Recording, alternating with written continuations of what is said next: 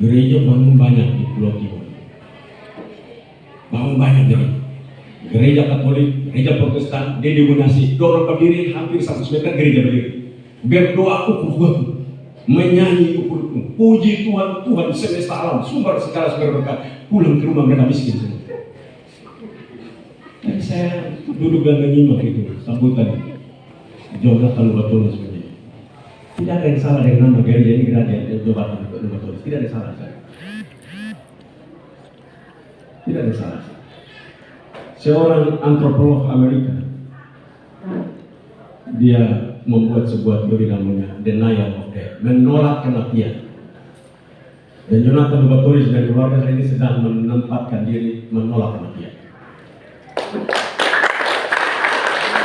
Hari nanti Jonathan Lubatolis sudah meninggal, tapi 100 tahun akan datang dia hidup di sini. Jonathan Lubatolis, gereja ini gereja Jonathan Lubatolis. Itu artinya Jonathan Lubatolis sedang menolak kematian. Nama konsep itu, nama model manusia begini, namanya manusia konsepsional. Manusia yang hidup dalam konsep, bukan manusia yang hidup dalam raga.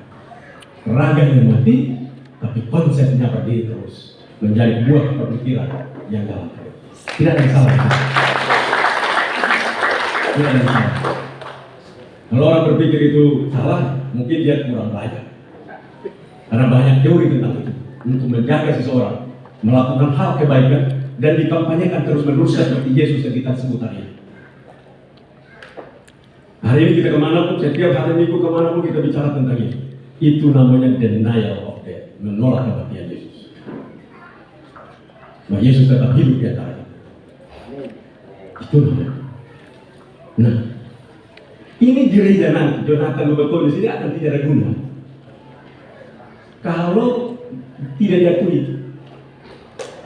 18 rumah tangga ini sah secara berdiri secara lembaga tadi, wakil sekretaris sudah bilang silahkan. Tapi pengakuan itu tidak dapat, maka lambat laun lembaga itu ada. Kenapa? Kehilangan kepedulian, kehilangan kecerdasan, dan kehilangan ketahuan dari Jonathan Lubatolis dan keluarga dan teman-temannya dan pengikutnya. Sama seperti NTT hari ini. Kita bicara, saya datang bukan untuk dilayani, tapi untuk melayani. Ngomong saja. Kumpul keluarga, untuk kawin mereka kumpul semua. Kenapa mereka kumpul? Katanya ada, tidak juga. Tidak juga. Karena itu memakan nanti sama-sama. Nanti kalau sepuan mau kawin kumpul lagi makan. Kumpul untuk makan, makanya mereka kumpul. Kalau kumpul berlari mereka tidak mau. Ada yang kumpul berlari, ada yang mau. Kumpul dan makan sama-sama mau, toh? Betul? Kalau kumpul sekolah mau tidak? Tidak, toh? Mana ada orang timur kumpul keluarga anak sekolah? Ada tidak? Satu, dua, bupati tidak ada budaya itu. Jadi begitu. Saya mau tanya dulu di depan ini pendeta semua. Orang bodoh masuk surga tidak? Tidak. Sama dengan orang di belakang. Orang bodoh masuk surga tidak? Masuk. Sekarang kita pelan-pelan. Ini tanggung jawab nanti gereja. Ini bukan saya bilang. Ini Yesus yang bilang. Orang tahu ini kerajaan surga ini apa? Yesus yang bilang. Hal kerajaan surga seperti seseorang pergi ke ladang dan dia menemukan harta karun dan dia kembali menjual seluruh hartanya dan membeli ladang itu. Sekarang saya mau tanya. Saya tanya dulu, benar gak itu? Yesus bilang begitu, Pak Wakil Sekretaris Saudara, benar? Apa Yesus ngomong begitu? Betul? Betul. Kalau Bapak tidak betul, Bapak tidak pernah pakai itu. Yesus ngomong begitu. Sekarang kita boleh tanya sudah. Ini mau menuju surga itu sama seperti orang yang tinggi di 3.000 meter, 3.000 hektar tadi Pak Jonathan di tanah itu, pergi berdiri begitu, dia berdiri, wahai harta karun luar biasa. Itu orang bodoh kok pintar? Kalian langsung harta karun di dalam? Pintar. Jawab dulu, orang bodoh kok pintar itu? Pintar. Bodoh. Sekarang kita tanya lagi. Dulu ada mangan ini sudah ada dari dulu atau baru tiba-tiba ada? Dari dulu atau sudah tiba-tiba ada kampung belakang dong? Jangan depan, dan belakang. Dan belakang depan ini kali orang kita yang dan dulu sudah ada atau nanti kalau orang datang ke setuju kita baru kita tahu itu barang ada? Sudah ada, betul. Tapi kita tidak tahu toh. Setelah orang datang ke setuju kita baru kita tahu itu barang mahal. Jadi kita dulu bodoh atau pintar? Nah, jadi kalau itu barang sudah dalam situ perlu orang pintar terlihat atau orang bodoh cukup lihat? Orang pintar. Nah, balik lagi kita ke tadi. Balik lagi tadi. Yesus bilang, hal kerajaan surga seperti seorang yang pergi ke ladang. Ladang kosong ini. Tiba-tiba dia lihat ini di dalam ada mana, di dalam ada emas. Itu orang bodoh atau pintar? Pintar.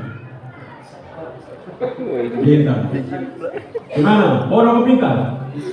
Pintar. Dia lihat mangan sampai ke bawah itu pintar atau bodoh? Pintar. Kalau begitu masuk surga pintar atau bodoh? Harus pintar. Borok masuk surga. Borok masuk surga. Itulah kenapa saya bilang tadi, Jonathan Mawatolis tadi omong itu. Musuh pintar bermasuk surga.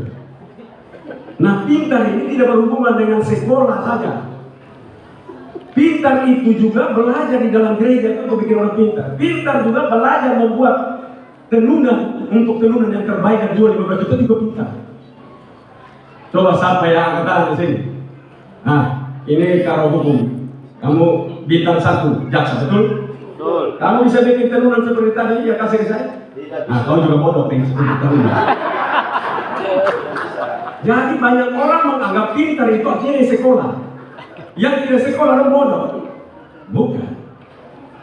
Yang namanya pintar, namanya pengetahuan, dia bisa buat untuk dirinya, dia menolong dirinya, produk dia menghasilkan produk untuk menolong dirinya dan menolong orang lain. Itu orang pintar.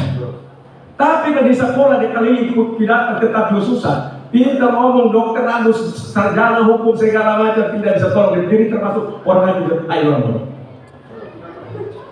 Ini orang sekolah mereka tetap bodoh. Jadi orang tua yang rugi betul ke sekolah lu tetap bodoh begini.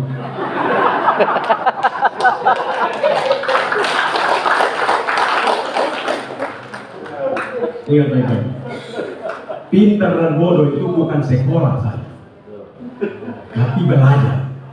Dan Yesus perintah itu bukan suruh bangun rumah gereja terus, tapi bangun rumah untuk ajar orang. Jadi hari ini Gereja Jonathan Mawatolis seperti tadi Bupati termasuk Sekretaris Rodri, tempat ini harus menjadi tempat untuk melahirkan orang pintar. Siapa orang pintar itu? Yang bisa kasih hidup dia diri sendiri dan kasih hidup orang lain. Dia bikin apa yang bikin dia sendiri hidup, tidak tergantung sama orang lain lagi, dan dia dari hidupnya itu dia juga bisa membangun kasih dengan orang lain. Ini orang pintar. Bukan bilang, wah itu tamat dokter tangan kiri kanan ini bodoh. Ini sekolah tapi tidak pintar. Karena itu memang syarat dari Tuhan Yesus itu begitu. Ada yang baca 5 garis bodoh, 5 garis pintar? Ada di dalam Injil atau tidak? Ada. Yang ketemu dia pun mempelai laki-laki yang mana? Yang pintar atau yang bodoh? Yang pintar. Yang bodoh siapa? Kedua dong. Sudah kasih pelan-pelan. Yesus lahir. Ada berapa kelompok sembah dia? 2. Oh, sembah di mana? Gembala itu sembah di mana? Orang tua yang belakang saja, jangan di belakang orang tua. Orang tua dong. Sembah di mana? Betul, di kandang? Betul, di palungan betul? Betul. Orang Majusi di palungan betul? Salah. Nanti pada saat itu jadi salah pelan-pelan. Nah, hari kita bedah. Itulah kenapa tadi Jonathan Mawatolis bilang perlu reformasi. Sekretaris bilang sedang reformasi. Tidak ada reformasi yang sejelas reformasi macam. Waktu Yesus lahir, dua kelompok minimal tercatat. Apakah lebih? Kita tidak tahu, tapi tercatat dua kelompok. Gembala. Gembalanya ada datang kasih tahu Yesus lahir atau tiba-tiba mereka datang sendiri. Orang tua ada belakang dong. Ada yang kasih tahu atau orang tua datang sendiri tiba-tiba. Siapa yang kasih tahu? Malaikat datang kasih tahu. Kasih tahunya bapak semua. Damai sejahtera menyertaimu. Damai sejahtera. Zaman dulu kenapa? Karena orang yang nama gembala itu tidak damai. Jadi Pak Pendeta banyak situ, ada pendeta banyak situ. Yang namanya kau baca pendeta baca kitab Talmud, yang namanya gembala zaman itu mereka termasuk manusia yang tidak dipercaya. Mereka tidak layak dalam pergaulan. Mereka manusia terbuang. Mereka manusia yang tidak boleh kumpul dengan manusia lain karena mereka tidak pernah dipercaya. Tukang pencuri, tukang tipu, ambil itu dia punya tuan punya segala macam, tapi dia bilang semangat. Pokoknya yang tipu di sana. Maka mereka termasuk kelompok yang tidak dipercaya. Kalau ada orang bikin pidana, bikin masalah, lalu bikin lapor, bawa ke pengadilan, yang lihat ini, yang bersaksi ini cuma ini yang namanya gembala itu, nanti di pengadilan bilang, lu tidak termasuk, pulang. Karena dia tidak termasuk, tidak dipercaya, termasuk menjadi saksi. Kitab Talmud dituliskan dengan baik. Nah karena itu, mereka datang, Tuhan perintahkan mereka, katakan damai sejahtera menyertai mereka. Bayangkan, orang yang tidak dipercaya, pencuri, penipu, nomor satu menjadi saksi utama. Saksi utama. Saksi pertama utama. Datang. Dan diajarkan damai sejahtera menyertaimu. Telah lahir bagimu juru selamat. Di mana? Di kota Daud. Jelaskan. Pi ketemu di dalam kandang berbaring pakai apa? Jelaskan. Secara eksplisit. Eksplisit itu terang baik-baik. Istilahnya upaya dia mengerti dan tidak tak salah. Lu kenapa? Kayak orang bodoh. Itu orang bodoh. Orang tidak mengerti. Orang buang sedang tidak sempat ngerti apa. Dong tiap hari di lapang begitu saja, tidak dimana-mana, tidak dengan orang tidak, mereka terkurung dalam penjara kehidupan. Karena itu mereka tidak tahu apa-apa. Maka malaikat Tuhan Allah bilang, pi ajar sendok ibu tahu berapa pi sembasan kuda. Karena ini musuh om sendok rasul sampai. Maka jalankan sendok itu kota yang bernama Daud. Lu pergi lu ketemu saya di sana, dia berbaring di sana bersama dengan dipalu dan keadilan. Jelas itu ajar betul sendok karena bodoh. Yang dua ada kesal atau datang sendiri? Orang tua ada belakang, yang depan aja. Orang tua ada belakang. Datang sendiri atau orang kesal? Maju saudara orang datang kesal atau datang sendiri? Ada tanda. Tidak tanda terus mereka lihat tanda datang kok? Betul. Jadi ini kelompok pintar. Tandanya melihat bintang, bukan bintang antar saudara bawa pergi di rumah, tidak. Zaman itu ilmu yang bisa membuat hitung titik koordinat. Garis bintang seperti ini, bulan kedudukan seperti ini, matahari kayak begini, maka keajaiban yang terjadi dengan bintang orang ini titiknya di situ. Yang bisa tahu teori itu, ilmu itu cuma mereka. Termasuk Yahudi pun tidak tahu. Dan hari itu mereka bisa datang dan bertemu dengan Yesus. Lalu kita bahas, apakah di palungan atau di rumah? Mari kita bahas pelan-pelan. Pretor Raja Herodes untuk membunuh bayi-bayi semua itu, perintah membunuh berapa tahun ke bawah? Orang tua berapa?